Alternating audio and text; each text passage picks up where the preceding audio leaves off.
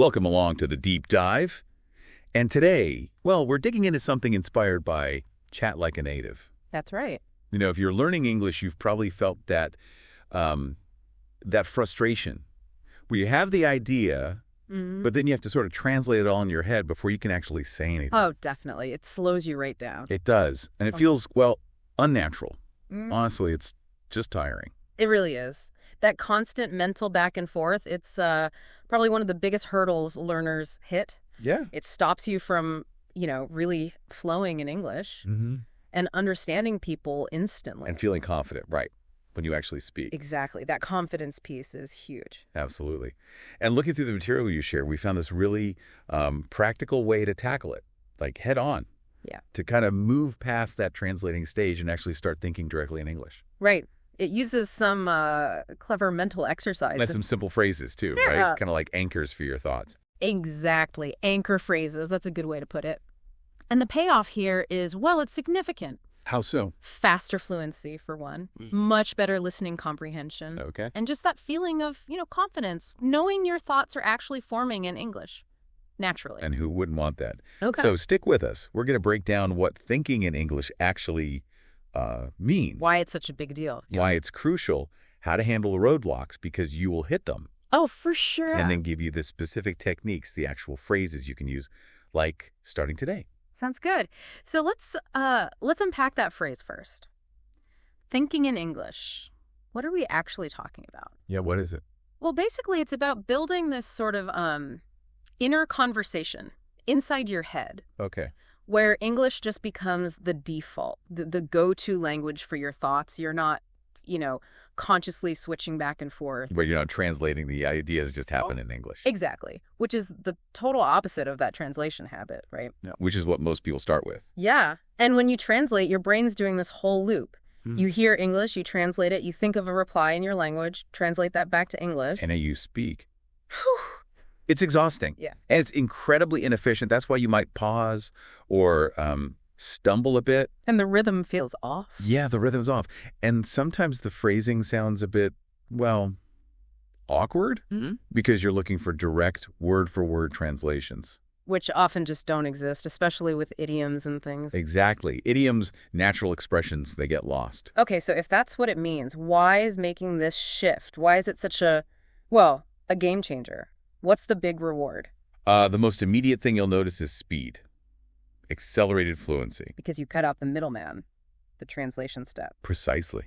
You remove that delay. So you access words, you build sentences just much, much faster. Your brain's not juggling two languages. Right.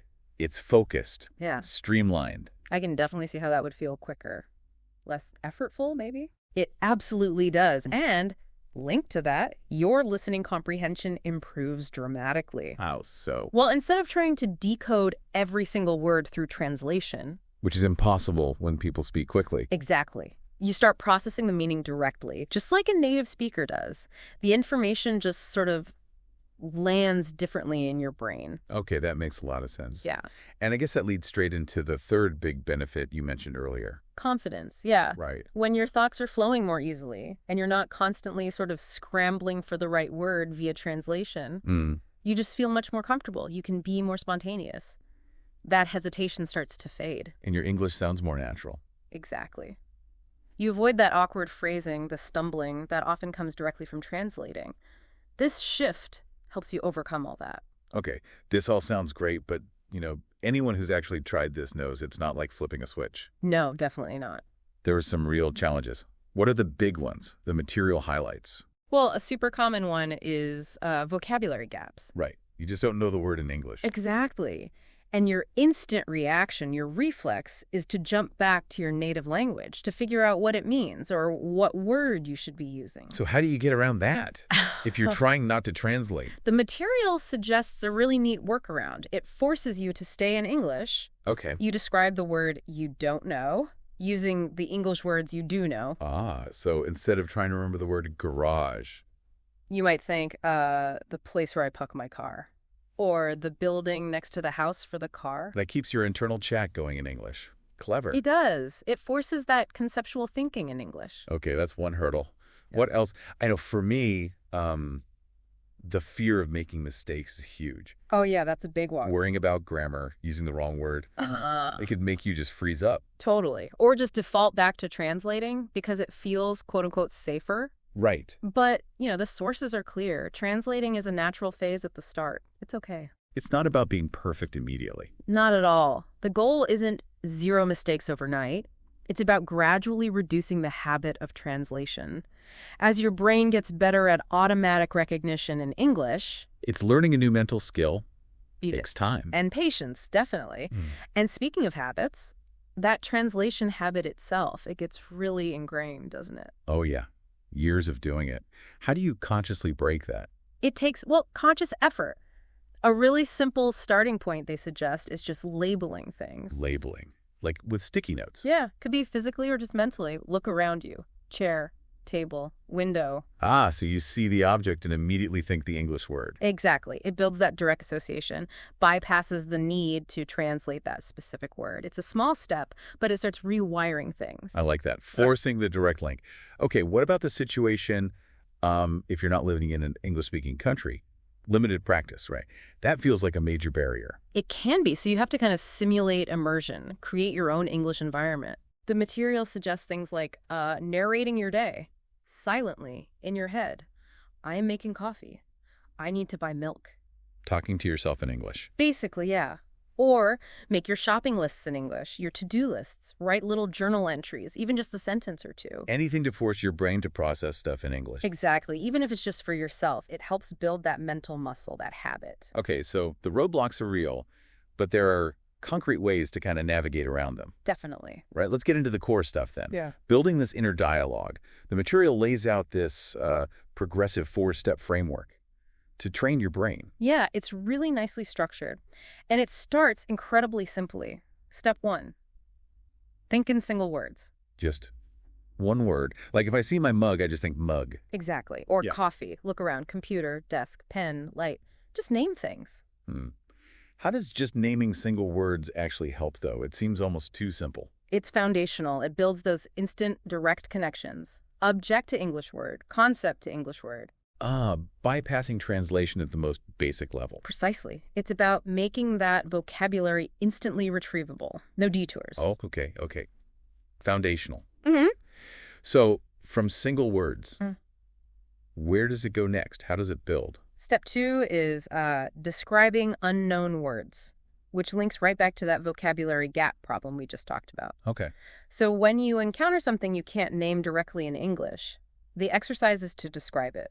Using English you do know. Right, like your example earlier, the place where I parked my car. Exactly. Or maybe you don't know can opener. You think, the thing you use to open cans. Got it. You use phrases like, it's similar to, or it's the opposite of, or it's used for. So you're forced to think about the concept, the function in English. Yes. Instead of just getting stuck because you lack one specific translated word, it keeps the process flowing in English. That makes a lot of sense. Keeps the momentum going. Okay. Step 3. Step 3, thinking in simple sentences. Okay, moving beyond single words. Right.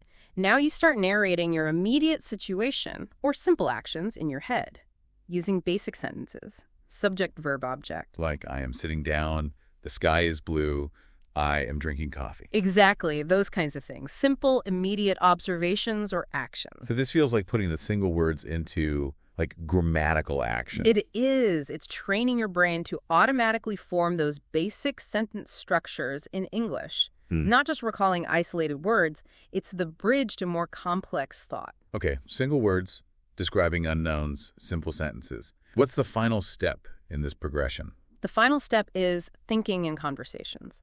Developing that internal dialogue. Okay, how does that work? You basically imagine you're talking to someone. Could be anyone, a friend, a shop assistant, an interviewer. And you play both sides of the conversation entirely in your head in English. So you're asking questions and answering them yourself, internally. Yes, like you're rehearsing or practicing a real conversation. You anticipate questions, you formulate responses. All in English. All in English. This simulates that real-time thinking and word retrieval you need in actual dialogue. It helps you practice the flow.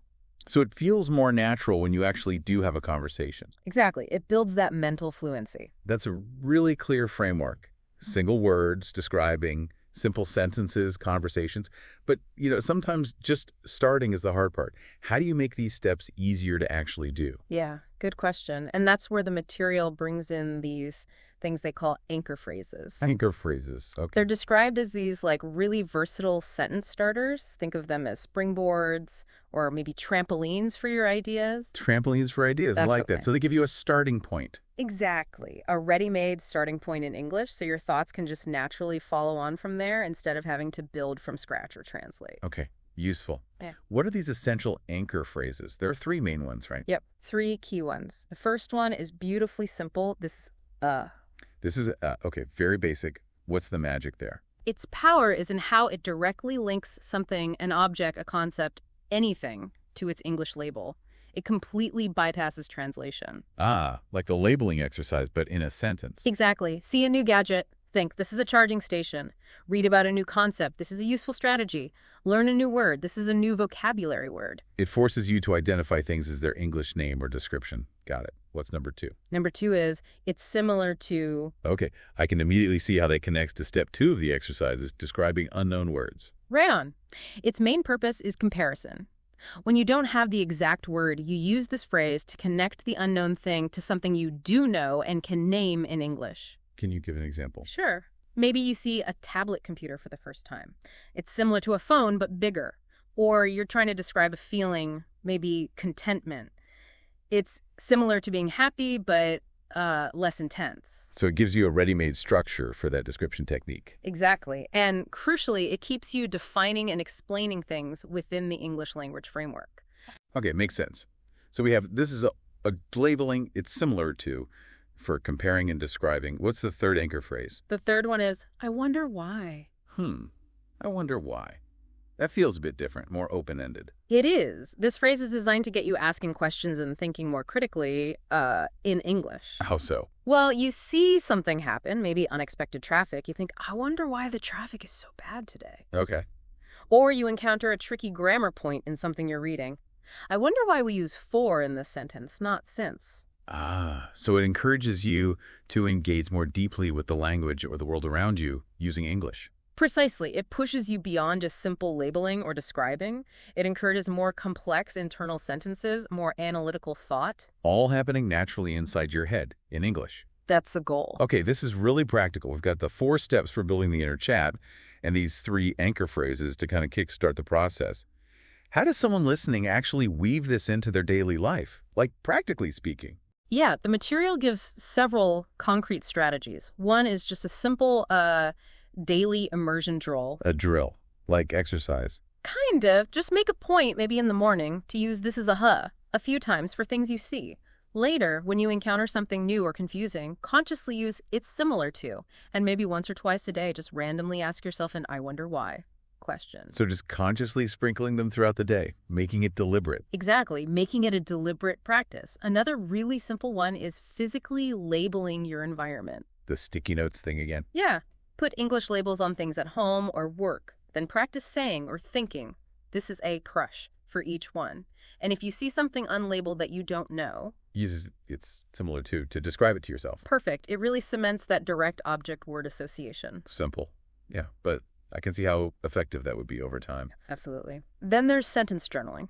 Okay. Keep a small notebook, or even just a note on your phone, and every day try to write just one sentence using each of those 3 anchor phrases. So 1, this is a sentence. 1, it's similar to sentence, and 1, I wonder why sentence. Exactly. Just 3 sentences a day. And the really key tip here. Let me guess. Use an English dictionary if you need to look up a word. Not your bilingual one. You got it. Keep everything in English. Look up definitions in English. It reinforces understanding the meaning directly, not just finding a translation equivalent. Right. It keeps you immersed even when looking things up. What about practicing those internal conversations, that 4th step? Yeah, simulated conversations. You can practice that step, but deliberately weave in the anchor phrases. How would that work? Maybe start by asking yourself an I wonder why question.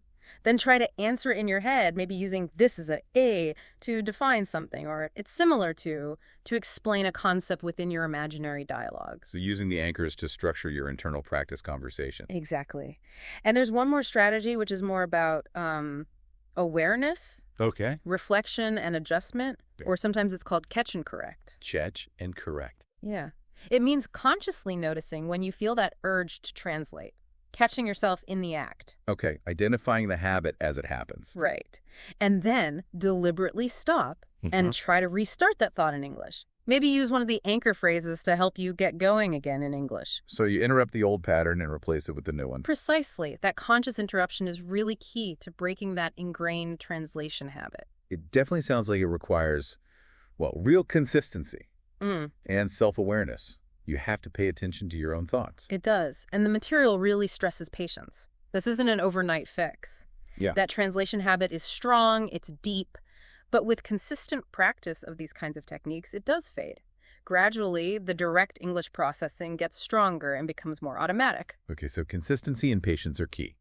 What about some longer-term habits or tips to really make this stick? Well, aside from consistently using those monolingual English dictionaries, which is just crucial, the material really emphasizes active immersion with English media. Active immersion, what does that mean? Not just listening or watching. Exactly. Don't just passively consume.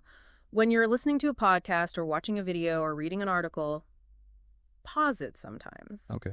And use your anchor phrases to comment on it or react to it internally, or even say it out loud if you're alone. This is a great point. It's similar to something I read yesterday. I wonder why they said that. So you're interacting with the language, not just letting it wash over you. Exactly, making it active. Another helpful thing is keeping a mistake log. Mistake log. Sounds a bit negative. Maybe the name isn't great, but the idea is useful. Note down situations where you caught yourself translating or where you really struggled to express something directly in English. And then what? Then think about how you could have phrased it if you were thinking directly in English, maybe using an anchor phrase.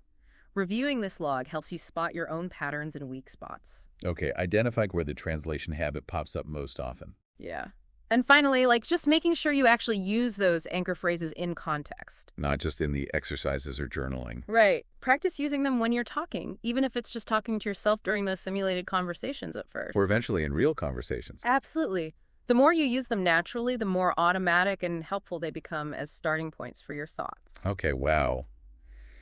So let's try and recap this deep dive into thinking in English inspired by chat like a native. Sure. We've looked at what that inner conversation really means. And why moving beyond translation is just so vital for fluency, for understanding, for confidence. Yeah, absolutely. We tackled those common roadblocks, the vocab gaps, the fear of mistakes, the ingrained habit. And the challenge of limited practice time, and offered ways around them. And then we explored that really structured approach. Yeah. The 4 steps for building the inner dialogue. Right, progressing from just single words Through describing things you don't know. to forming simple sentences. All the way up to having those simulated conversations in your head.